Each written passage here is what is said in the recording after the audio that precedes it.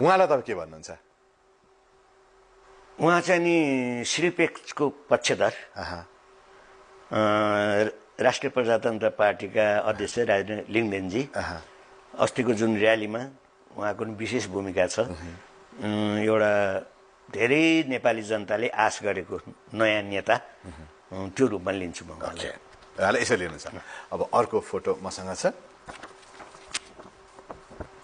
अब उहाँ त श्रीपेक्स राजा नै भए होइन, जसमा अब करोडौँ जनताको आशाको केन्द्र।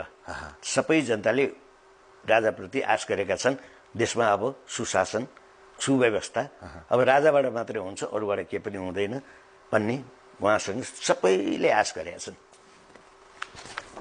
उहाँलाई पेच राजा केपी ओली शर्माज्यू, अब मैले उहाँ धेरै आश गरेको नेता।